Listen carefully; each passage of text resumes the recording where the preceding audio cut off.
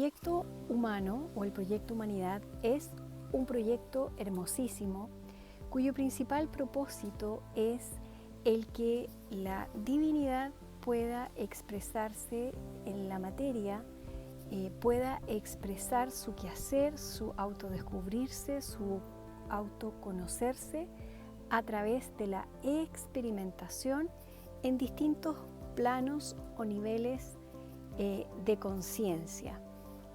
La conciencia se va manifestando de acuerdo a la dimensión en la que esa conciencia está operando.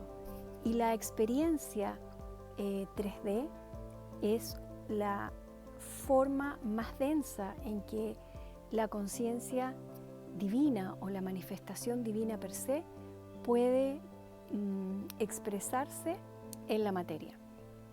Por eso, ¿te has preguntado alguna vez cuál es la finalidad de las emociones como parte de este proyecto? Bueno, si no te lo has preguntado, aquí te voy a contar y te voy a dar algunos tips para comprender de mejor forma el tremendo aporte y la significancia que tienen las emociones en nuestro proceso de evolución consciente. Desde el punto de vista químico, nuestro avatar, nuestro cuerpo, funciona en razón a programas.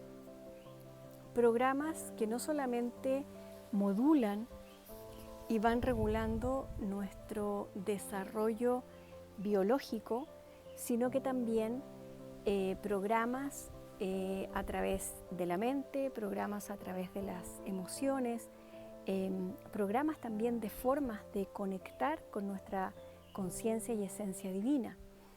Y desde el punto de vista bioquímico, las emociones, y de acuerdo a cómo las vamos experimentando, generan respuestas bioquímicas.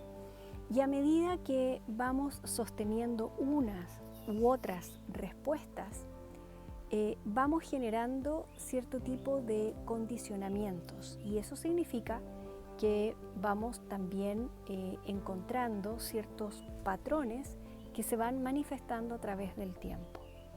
Para hacer esto más simple, cuando el ser humano se está desarrollando desde la biología, hay programas que dicen cuándo empiezas a dentar, cuándo te vas desprendiendo del pecho materno, cuándo empiezas a gatear, cuándo te puedes parar apoyado, cuándo empiezas a caminar, cuándo cambias tus dientes de leche, cuándo tienes el desarrollo sexual, etcétera, etcétera, etcétera.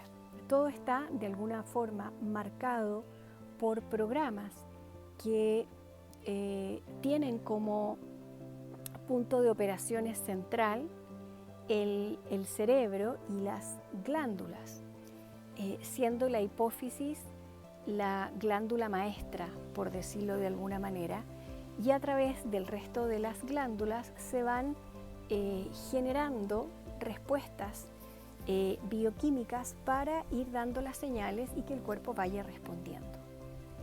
Ahora, cada vivencia que nosotros experimentamos queda registrada no solamente en nuestra biología, sino que también queda registrada en los campos electromagnéticos que sostienen estos programas desde el punto de vista de lo mental y desde el punto de vista de lo emocional, incluso también desde el punto de vista de lo espiritual. Hay mucha gente que, siendo o considerándose entre comillas despierta, sigue profesando credos. Los programas de las distintas religiones son también formas de modular el proceso en el que tú vas a desarrollar tu despertar y tu conciencia evolutiva. Entonces, cada vivencia que vamos experimentando queda no solamente grabada como una imagen, como un recuerdo al que tú puedes acceder de manera consciente o inconsciente, sino que también queda improntada en estos campos que administran y sostienen los procesos mentales y los procesos emocionales. Desde esa perspectiva, ese registro que queda almacenado tiene un pulso. Sabemos que el cerebro está constantemente emitiendo ondas y por ello los instrumentos que miden estas ondas, ¿verdad? Como el electroencefalograma y otros, pudieron determinar ciertos patrones de movimiento de ondas para determinar cuándo alguien está despierto, cuándo está dormido, cuándo está soñando. Se pudo determinar también un ciclo dentro del sueño, etcétera, etcétera. Los pensamientos y las emociones, cuando las experimentamos, desarrollan o activan un cierto influjo o flujo de hormonas. Hay una alteración química, por decirlo así, cada vez que experimentamos distintos tipos de emociones. En una línea un poco más pseudocientífica, se ha logrado, y no es que yo sea partidaria de la ciencia como tal, porque es un programa y es tremendamente acotado, ¿cierto? No deja muchas opciones para pensar, como dirían por ahí, fuera de la caja, ¿no? Todo lo que no cabe dentro del método científico, de alguna manera está fuera, y eso es una ceguera impresionante. Entonces, cada vivencia no solamente deja una huella, que es de alguna forma un pulso, sino que va generando respuestas bioquímicas y en esta bioquímica vamos generando ciertos patrones de aprendizaje.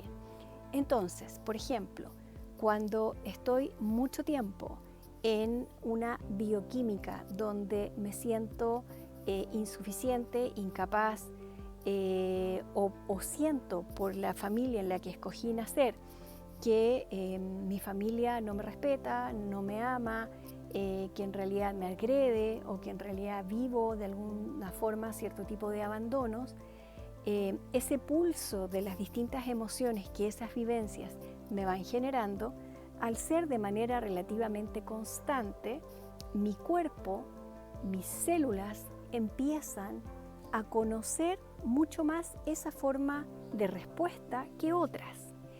Y mis células, al conocer mucho más esa forma de respuestas, se empiezan a familiarizar con ellas y por ende voy inconscientemente desarrollando una suerte de adicción hacia ese tipo de conductas que son o vivencias que son las que yo comúnmente conozco y dentro de las cuales me voy desarrollando.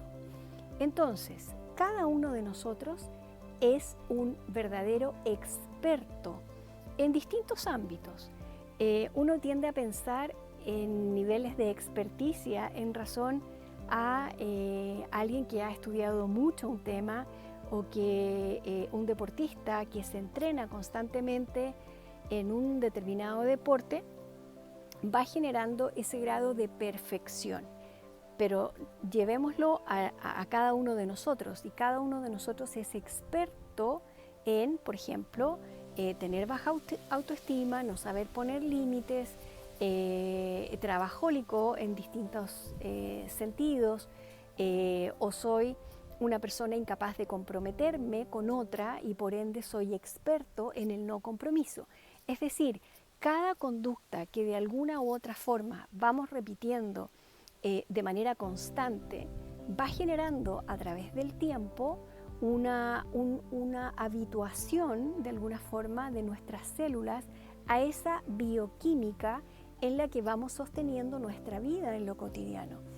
El ser de una u otra manera trae emociones asociadas, trae estructuras de pensamiento asociadas y por ello se va generando un adoctrinamiento, por decirlo de alguna manera, de la célula y de alguna forma comenzamos a ser adictos a ese comportamiento. Por ello, por ejemplo, para comenzar una dieta, para empezar a poner límites a esa pareja que te agrede en lo verbal o que te agrede en lo emocional, para esa codependencia que generaste y de la cual te quieres de alguna forma liberar, no basta solamente la toma de conciencia. Si bien es la toma de conciencia un punto inicial a través del cual empiezas a despertar y a darte cuenta que hay cosas que tienes que cambiar. Pero ¿por qué entonces cuesta tanto, cuando hago la conciencia, generar la conducta de cambio? Y es justamente por esto que te estoy explicando, porque eres experto en la conducta opuesta.